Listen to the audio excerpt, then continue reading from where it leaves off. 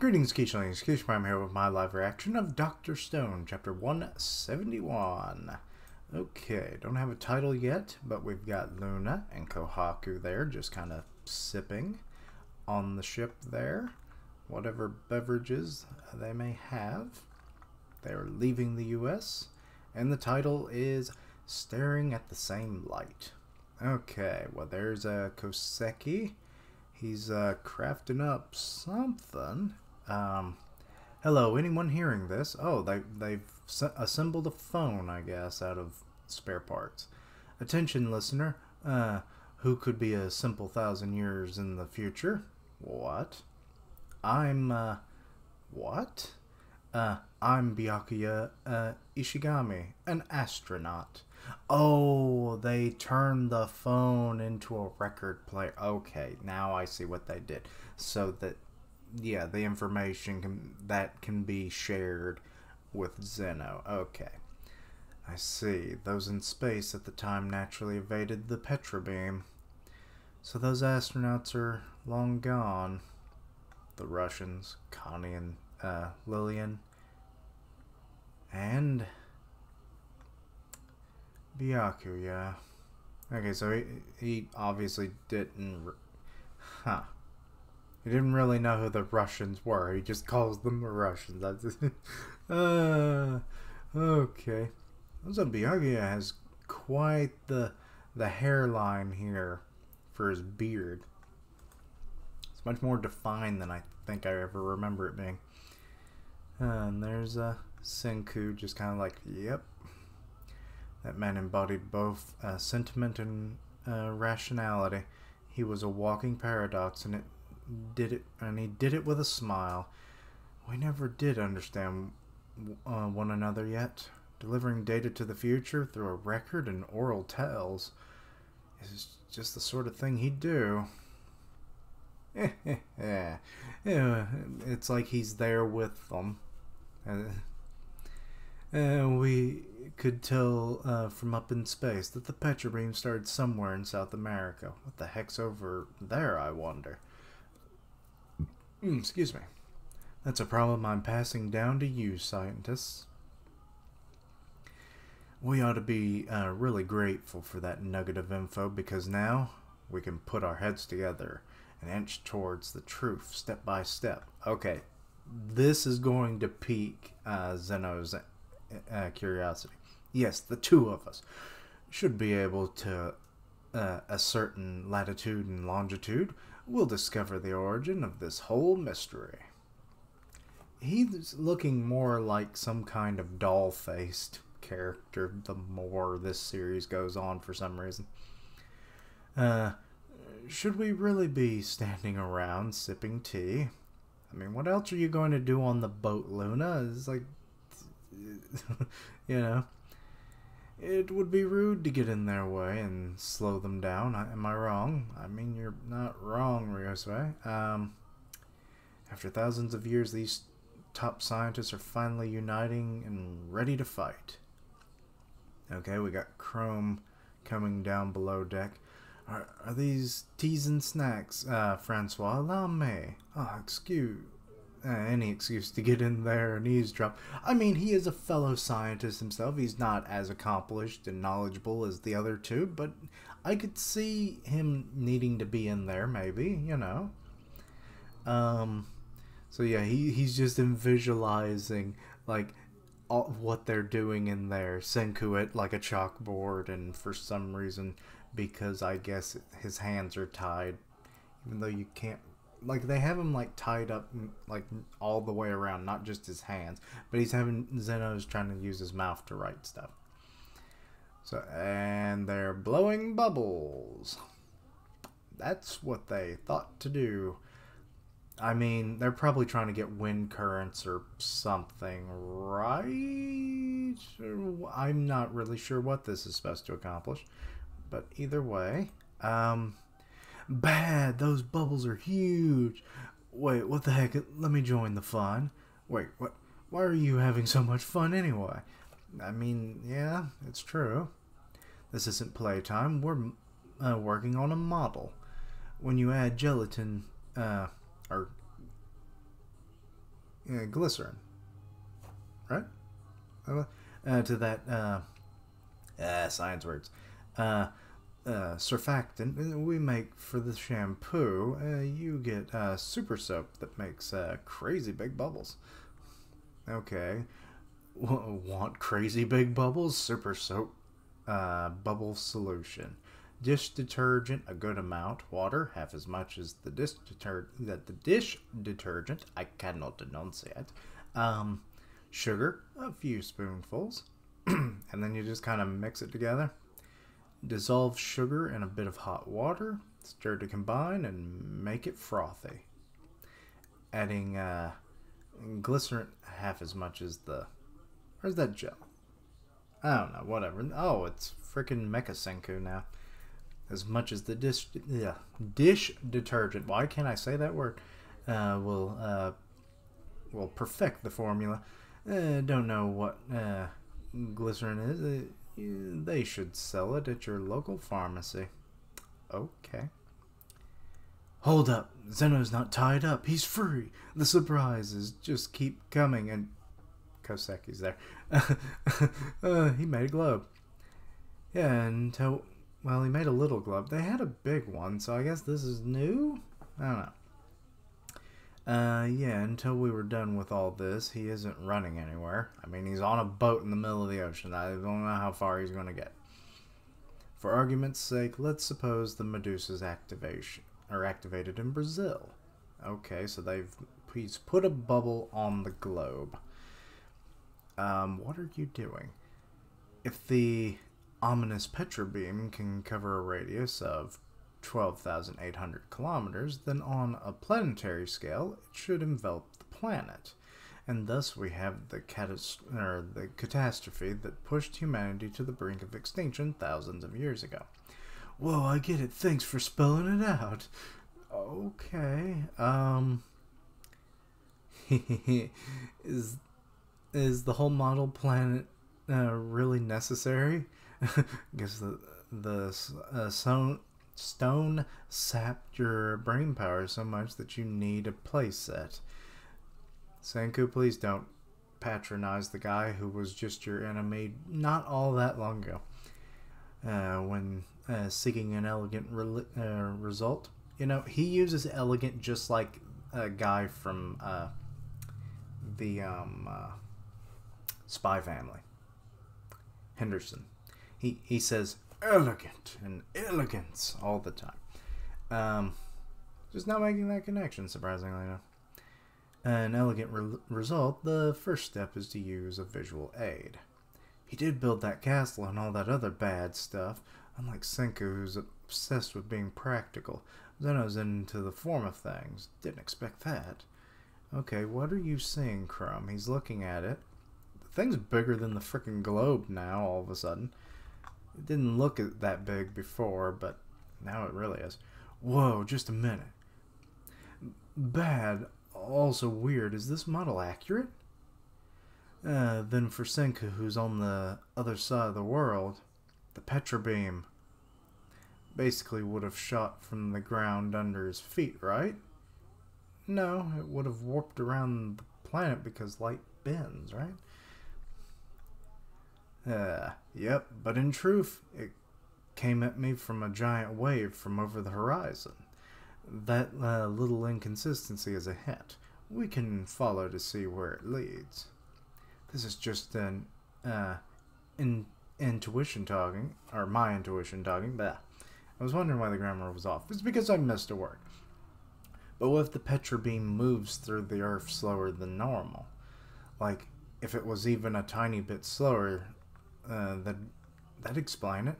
Oh, an intriguing hypothesis. However, what we ought to rely on now is not intuition, but rather objectivity and where you can replicate. Why can't I say that? I'm stupid. I's not a big brain. A science pro must view matters objectively and attempt to show that that phenomena can be reproduced. There's that bird or whatever again. I It's like a little jackhammer. So it must be a woodpecker somewhere. I don't know. Chrome, imagine if you will that someone said, "I can see ghosts." Oh, why do you suppose that a true science pro would show no interest in such a claim? 'Cause ghosts don't exist, duh. Nah, I'd be 10% or 10 billion% excited to research something like that. Really, would you, Senka? That's interesting. But only if those ghosts or whatever were somehow causing the same phenomena over and over. Whether this my tongue just does not want to do words today for me. Sorry. Hypothetical spirit, sire, is lying or not, is of no interest to me. Okay, so Zeno really doesn't care. But say we observed why can't I say this word? Replicable results, for example, and we're seeing some spirits scaring a dude. Whenever ghosts are around, the temperature drops in that case. The temperature differential could power a Stirling engine and generate electricity. A spirit dynamo? How truly elegant! Humanity's energy woes would be no more. That would be the weirdest way to get energy problems solved, wouldn't it? Like I said, obsessed with being practical. Oh god, this conversation is weird. Oh, here's Suika. What's up with Suika? Alright, enough of that silly junk. You were totally hyped about the ghosts too, Senku. Fair enough. Our task now is to seek answers on the I can't talk. The replicate... Whatever. They want to replicate. Of the Petra beam by combining what we each know. I'm sorry, I'm a derp that can't say words. When I got petrified, it was midday. 20 seconds past 12:40 p.m. to be exact. For me, it was 8:25 p.m. Taking into account time zones, the petrifying wave of light first hit my location in Pinnacles National Park, and then 15 minutes and 20 seconds later, the wave reached Tokyo. Oh, interesting. That's quick as hell. So it took under an hour to envelop the planet, which is beyond weird. Wait, what makes it weird? The space station Byakuya and his crew were on wasn't floating at the same fixed point in space.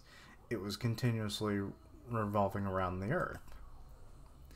It would have completed half a revolution easily in that amount of time. So the space station would have slammed right into the wave? This tells us that the wave of light traveled rather close to the Earth's surface, and it wasn't truly light to start with, as light is much faster. See, that's what I'm saying. I'm surprised it wasn't instantaneous, but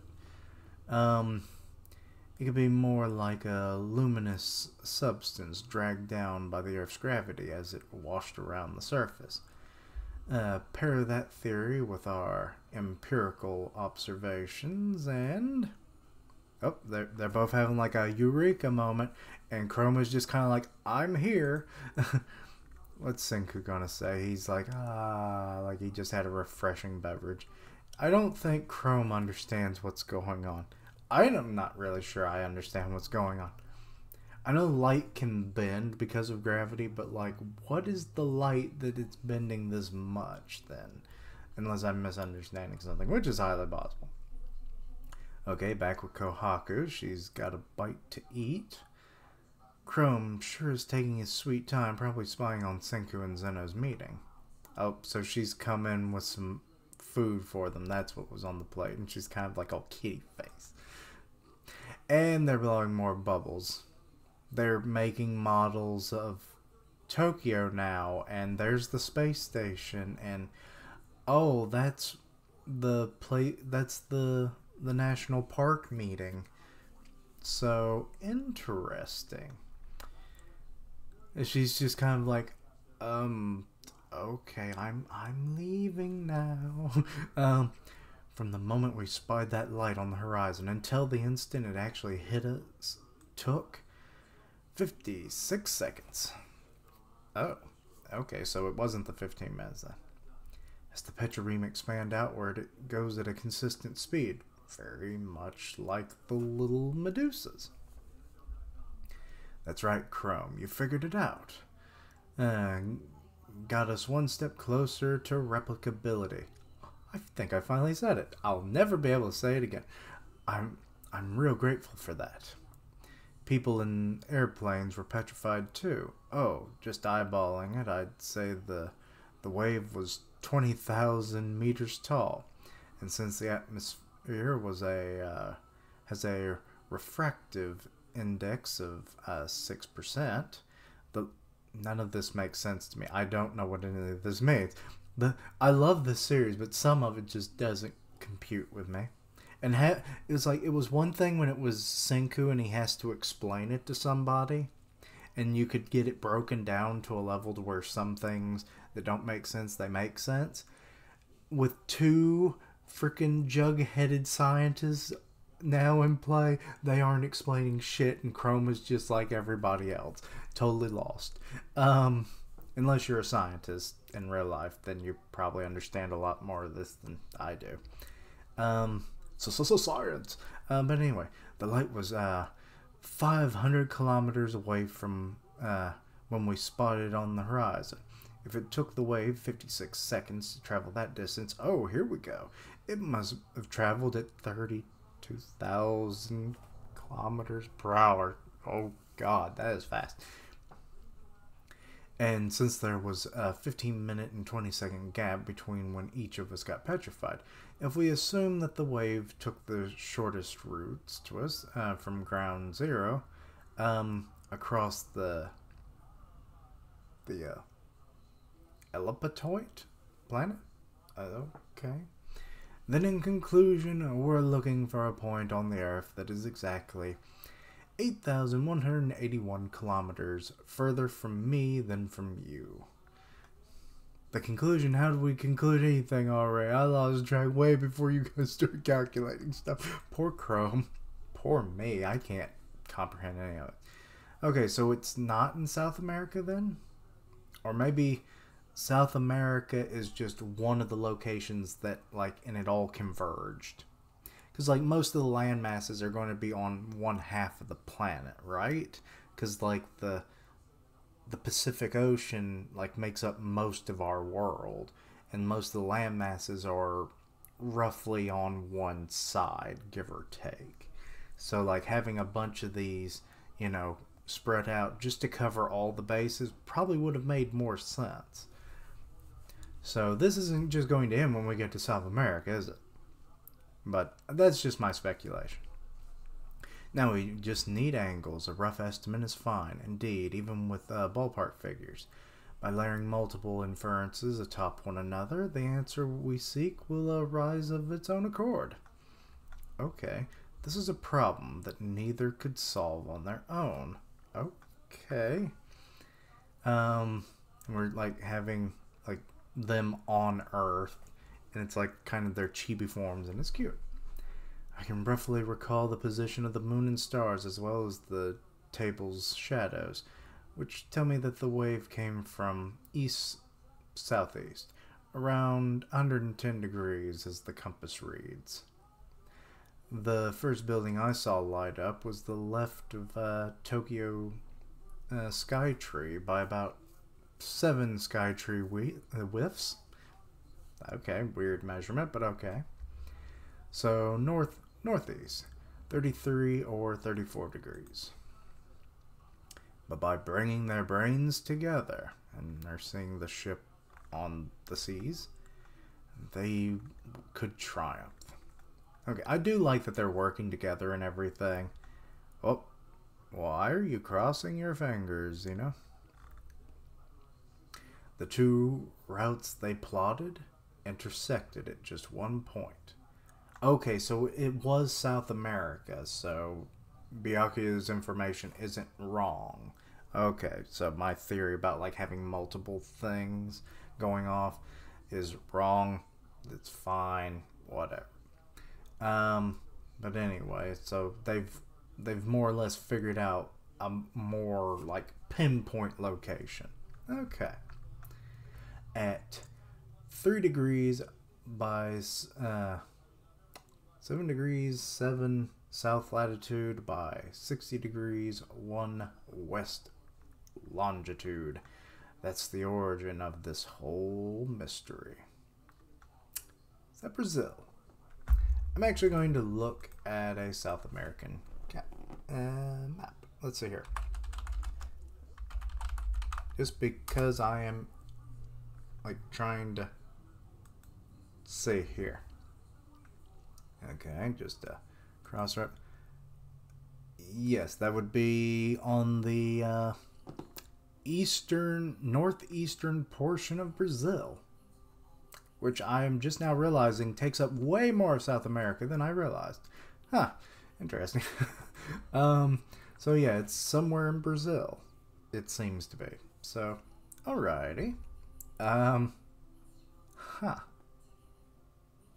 Interesting. And that seems to be the end of the chapter. So, yes. Okay. So, they've, after a bit of a science summit, as it were, even with the help of Chrome, their third most applicable scientist, they have discerned a rough location of where the beam has located, or where it might be located, or at least was produced from. So they might find some clues should like whoever produced the beam and everything, like where they might have gone if they moved out of the area, you know, in the 3,700 years. But that, I mean, they know about the moon and everything, but who's to say that that's the only person involved? I mean, they could have been like a separate faction, but also, you know, who knows? And plus, they were probably the ones that sent all the, you know, the Medusas down, but like, this is where it all originated from, right? So, So there probably has to be something, you can, like, depending on what actually produced it. I mean, like, the fact that the Medusas are, like, so small and high-tech, like, I would imagine the facilities and stuff would probably be a bit bigger there in Brazil. So, like, not everything would have been taken away, but also a lot of that would probably have deteriorated with time. So, would they even find any clues, actually? I sometimes forget that things would have rotted away. It's the thing about this series that really hammers things home. That is, like, literally nothing is forever. Like, with enough time, nothing is going to be there anymore. I mean, like, wood rots away, metal erodes and becomes dust. You know, stone and concrete will wear away through, you know, wind, water, and being crumbled by, like, earthquakes and other impacts. So it's like, yeah. What could be there that might give a clue at this point, but maybe there'll be an interesting, like, weird, like, correlation with the moon from that location. Oh, they might have done it that way too. It's stupid. It probably doesn't make any sense. Just like the Moon Eye plan from Naruto, where they were going to use the moon as like a projector. You know, they shoot the perfect world illusions of everyone. It hits the moon and it reflects back and it hits everyone on the planet's surface.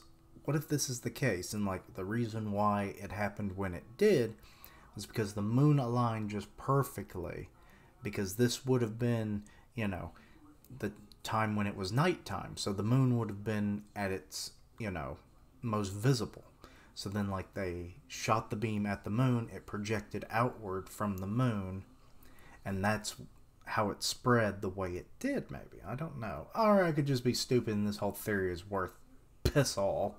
And then, like, at, you know, sometime in the distant future from then, that's when they moved Operation to the Moon, just in case, to kind of get a better idea of what's everything's going on Earth, to make sure no one is being revived or finding a solution or trying to track down the source of the beam. That's why Wyman said when he, or not said, but that's why it came into play when he did. So, yeah, maybe. I don't know. I'm completely befuddled. But, yeah. Anyway, that's been Ramblings with Keishan. Anyway, let me know your thoughts and opinions on the chapter. Anything I misunderstood, there was plenty. So, yeah. Anyway, let me know your thoughts and opinions on all of this. Check out my other content, see what you like, suggest things for the future. Links down below for all my social medias so that you can keep up with my content and have ways to contact me. I stream on Twitch where I do gaming, and I'll tweet out when I go live. Part of the One Punch Man podcast on Grim Reaper's channel, so go check that out. And as always, thank you for watching, like, comment, and subscribe. And until next time, Keishlings, I was a big dummy during this reaction. I am sorry. Maybe my theory is right, maybe it's wrong, I don't know. Bye.